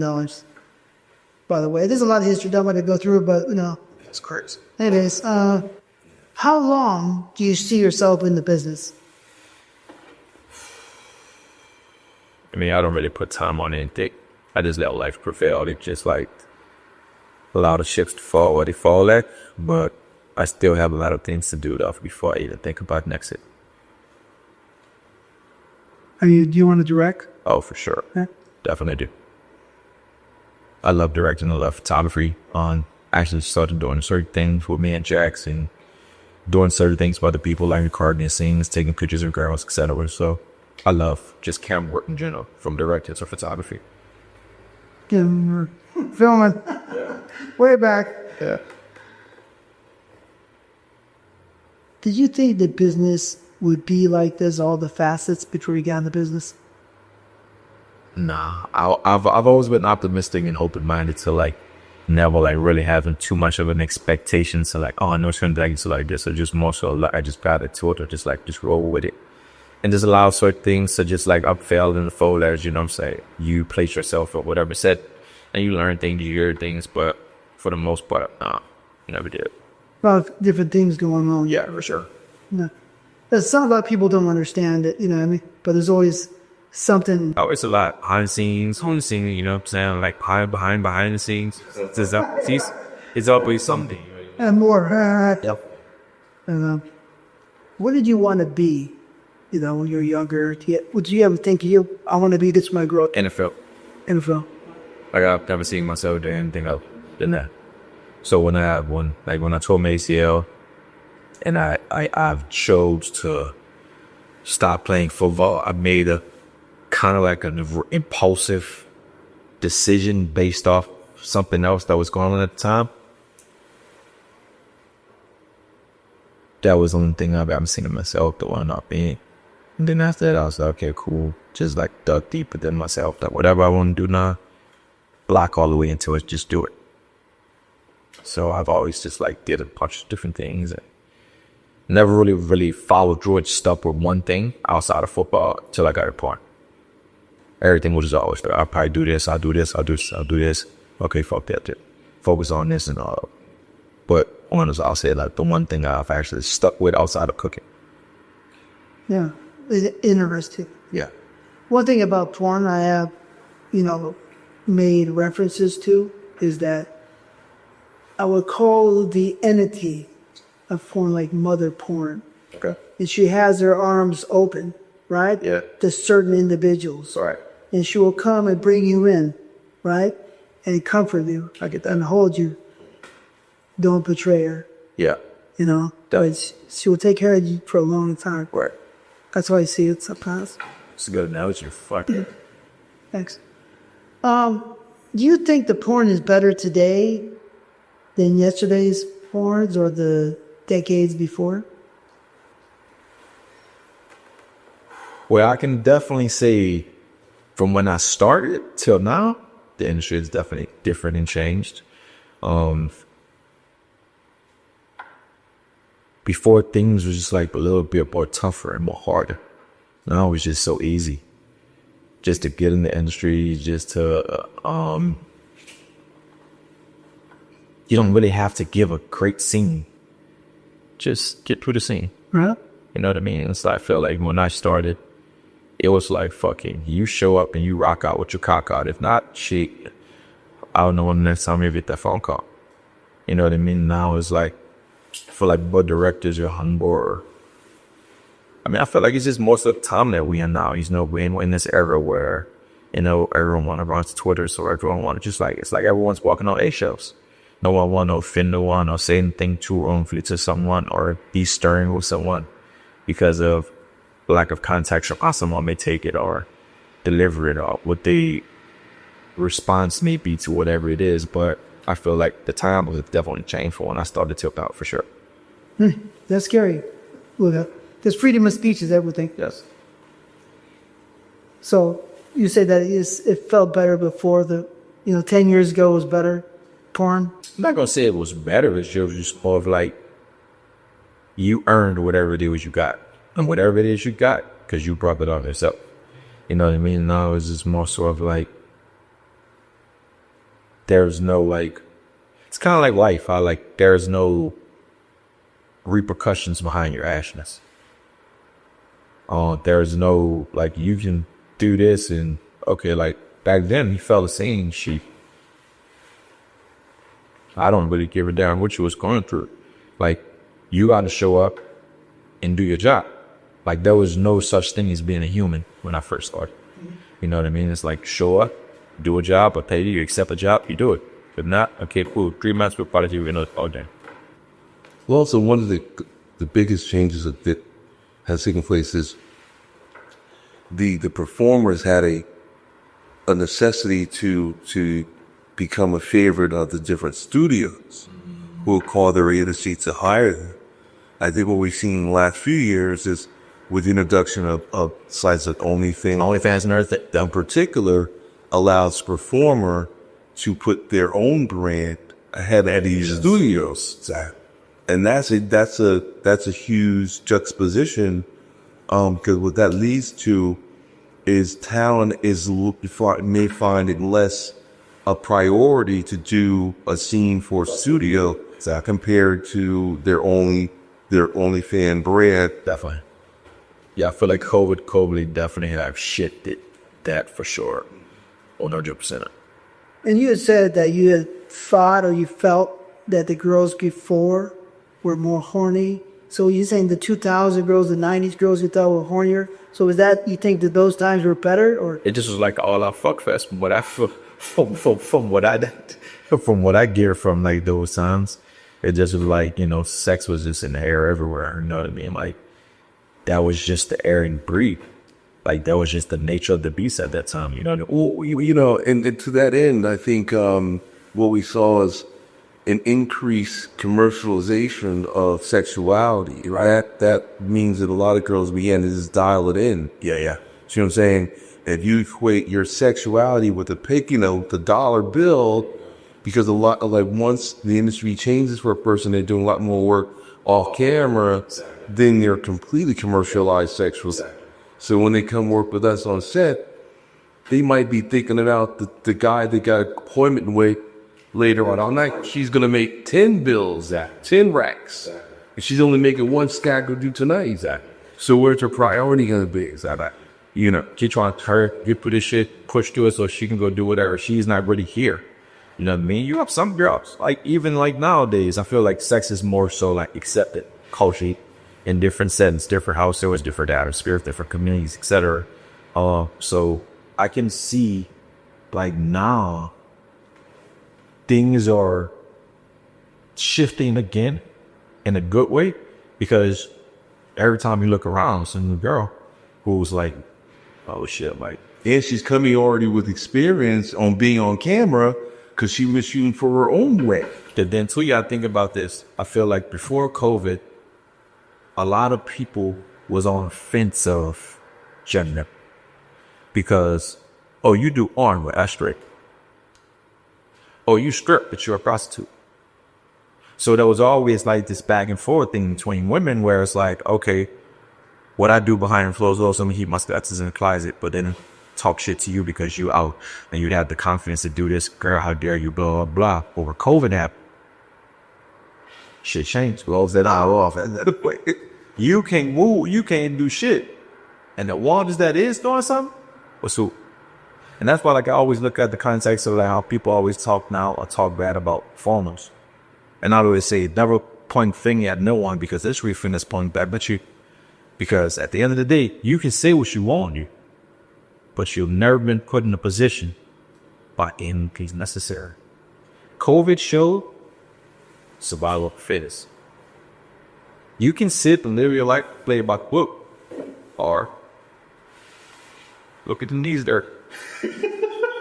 Word up. A lot of needs that bacteria necessity. You know, Leo. Well, the old saying in the Bible is pretty nice, pretty true. Judge ye not, let you be judged. You fade up. You know, walk in somebody else's shoes and you'll understand. There you go. But You get recognized in the street? Yeah. Gym, restaurants, different places I go. Back home to Texas, Louisiana, here. How does it feel? It's cool. It's funny at times because then it's like you have like certain people who are like, man, I know you from somewhere, huh? And my instant thing, I already know. Yeah. Yeah. They be like, you went to this place? You went to this school? I'm like, nah. It's like, you know me from TV or the internet. And they were like, TV? I don't watch that much TV. I was like, yeah, you do. So I get it. I get it. Here and there. So it's fun sometimes from time. Yeah, it's sometimes it's cool, sometimes it's just like really funny because the guy don't never really want to expose it. But I don't know it. It's like just giving them shit here and there off and on, so that's cool. How do you do your stage name? Ashley Wrestler.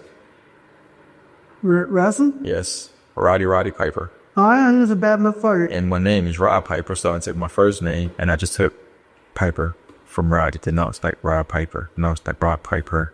Then I was like, that's it. So you used to look like him when you're... I used to love wrestling as a whole. Roddy Piper, Shawn Wangers, Ultimate Warrior, and shits on Wizards. Hot Sigger. Heartbreak Kid, Show Me Winners Kane, for sure. Hulk Hogan, Definitely. Macho Mirror and Savage. Razor Bonding. Yeah, I do. Tony Atlas, and then Rocky Johnson. You guys know that? Mankind. Rocky Johnson's a rock swap. Yeah, you know, and I see him going back to, you know, Sergeant Slaughter, and, you know, yeah. Hacksaw Duggan. The Road Warriors? How about the Road Warriors? The Rollers are so cool and shit, man. Triple X. Shit. So, do you like working with the European Union? I love working with European women. Because they're just so hardcore. And they're just like, with it all, for it all, does it all. And it's just like, for me, I'm a person, I don't like doing the same thing, like, repetitively. I like to, like, just keep evolving and going and going and going. It's like, you can get so, things can become so robotic. And then if you become something that's not interesting anymore. And then if you really look at how I'm a very analytical person. I look at, I dive deep into things. So you look at performers and you see how, like, performers, they hit a plateau because there's no interest in the shit that they're morphing in. And there's no fun, there's no excitement. Okay, I'm just showing up, okay, we're doing this. Oh, you see guys just like going through the motions. And it's like, for me, shit, let's do a DP, let's do a double ring, let's do a double veg. Fucking, she's getting fucking 2 dicks in her ass, 1 in her pussy, and she's sucking. It's like, for you kissing in the girl's asshole, it's like there's always this cliff that you want to jump off of for me. And it's feel like nowadays, if this is the norm, what's the extreme? And I want to kind of like flap back and forward in between being able to be diverse where I can do this, I can do this. Everybody can't do the most. They stay within the circumference of their comfort. That's not me. I want to stir everything in every place. Why ranch? Sounds good now. So, I always bring this up, you know. You don't seem like the type, but I'm going to bring it up. Come on. Drugs. Yeah. You do any drugs? I've had my fair share before. Not anymore. I've had my ups and downs with, like, use, for sure. But no, in a different case, not for sure. So the question behind that is pretty much, is sex better with drugs? Better with drugs. Like, So what's your sex drug of choice? I mean, you can say the DMA. You can say ecstasy. Any euphoric is for sure.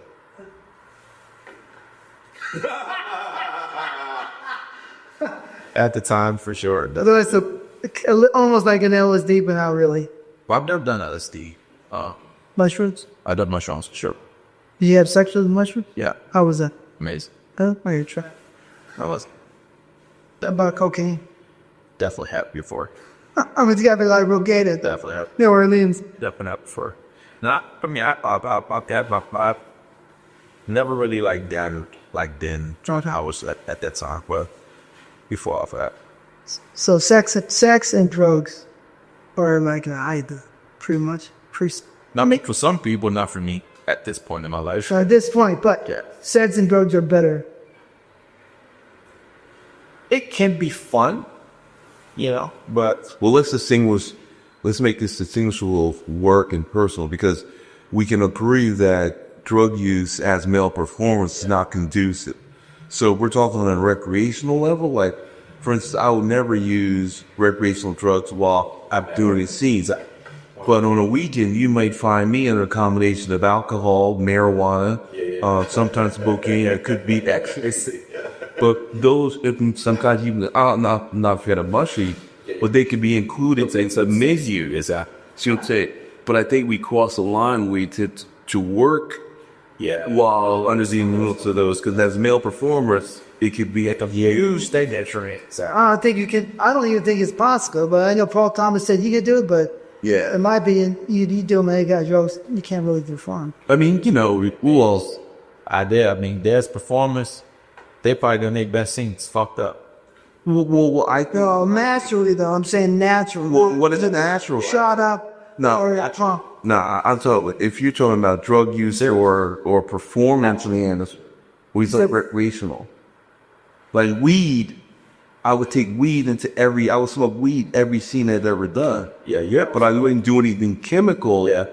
You have some performers like off the bottom show up fucked out of their mind and show up and deliver. Yeah, like certain guys are drinking. Cameron Diaz was a drinker. Talking about like you show up and talking about like fucked up, Yeah. wasted, and show up and they walk out. I haven't seen him yet, nothing. Yeah, but you probably seen guys that were showed up on below. No, not really. I ever seen too much. My reputation as a weed smoker was DJ.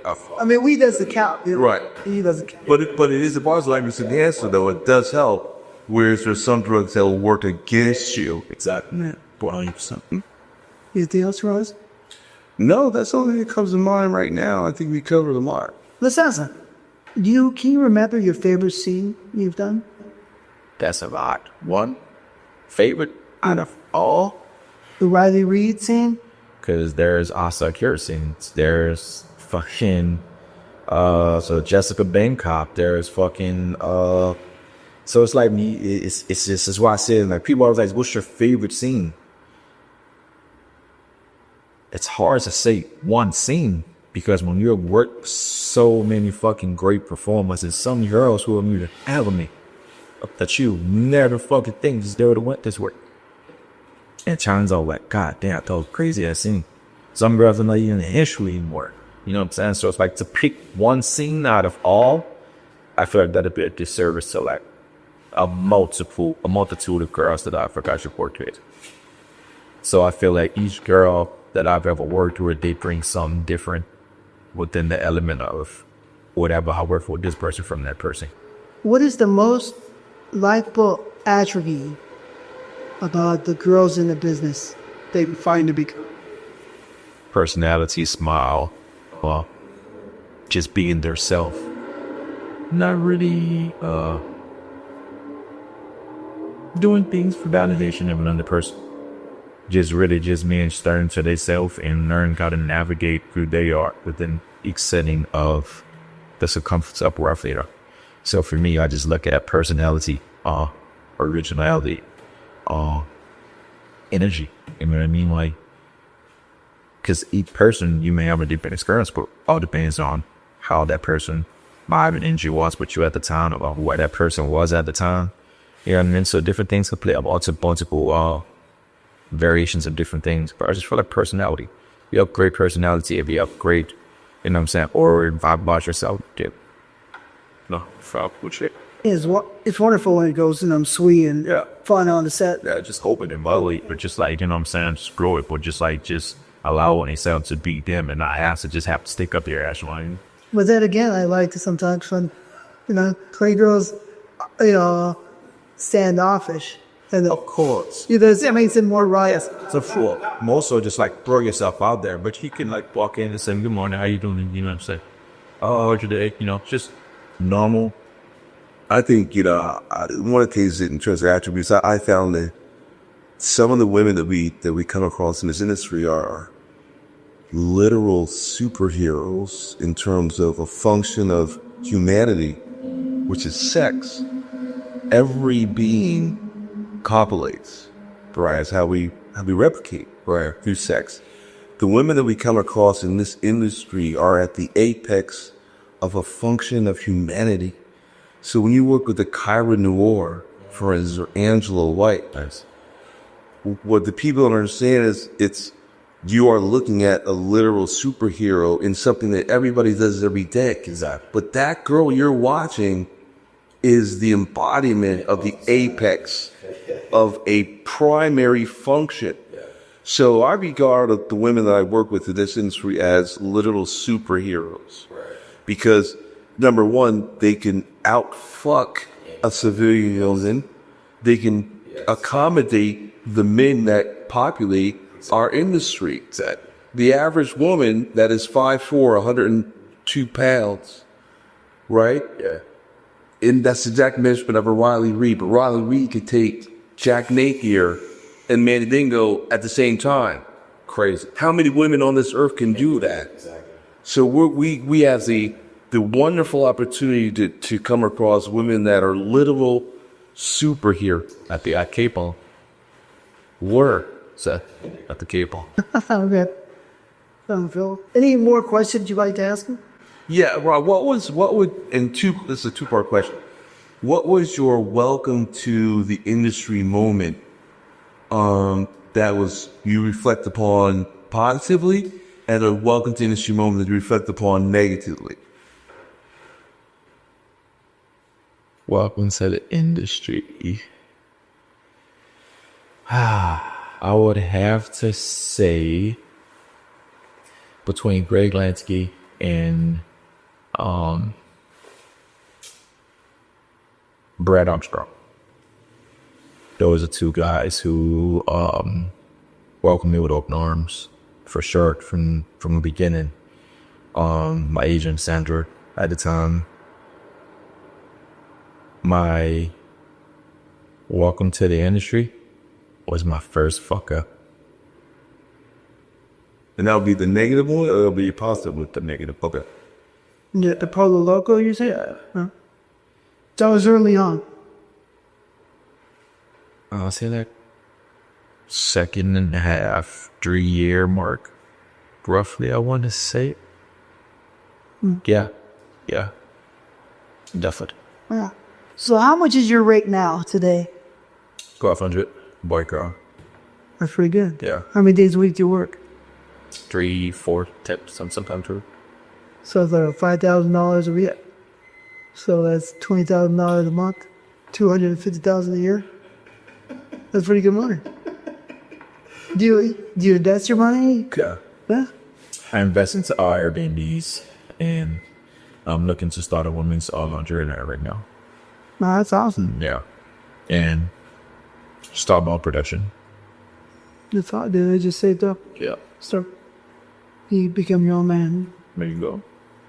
So, in 2 words, Yeah. could you describe your experience in the Beatles?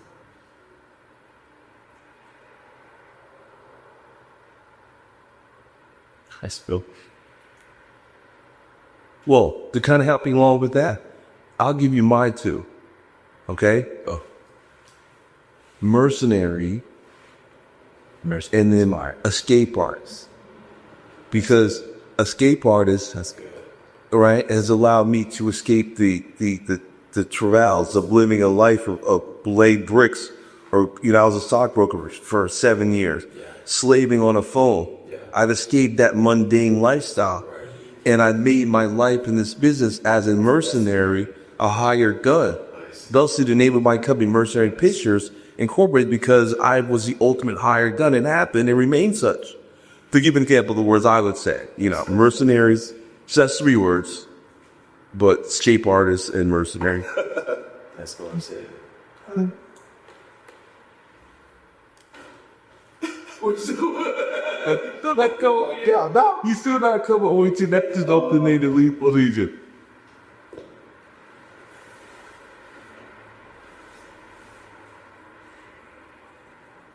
Clear my head now. Now I'm thinking. And I hate thinking. I would say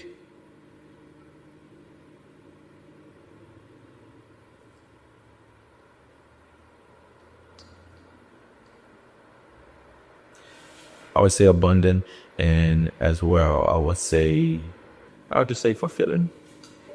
Abundant, fulfilling? Yeah. Okay. Have you fucked a girl on an airplane? My Ivo? No. Have you? No. I did a train. I married. We're off the porn right now. With a few questions, we'll be done. So, What celebrity do you want to spend the night with? Selma Hayek. Yes. Not. Selma, yeah? That sounds like a pretty good offer. So, Selma Hayek. She get old, right? yeah. Good people. Okay. Smash or pass? Let's do it. You ready? Let's do it. All right. Michelle Obama.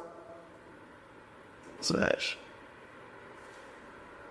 What? Hillary Clinton. Pass. Taylor Swift. Smash. Madonna. Smash. Janet Jackson. Smash. Donna Summer. She's gone, but she was. That's Pass. Cast Donna Summer. I really know if I've done some of this. Oh, hers. Really? Yeah. See, if I seen a picture, I'd probably. Yeah. Oh, yeah, she's beautiful. Naomi Campbell. Smash. Tyra Banks. Smash. Melania Trump. Melania Trump.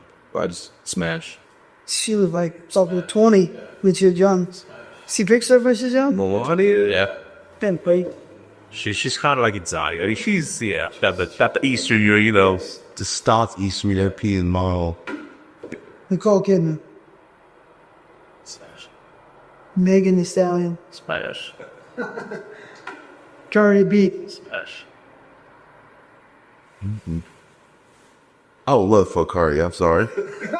Because, she's just fantastic. She's like maybe we just get one energy from her. She's Puerto Rican, so she definitely knows she got it. New York. Yeah.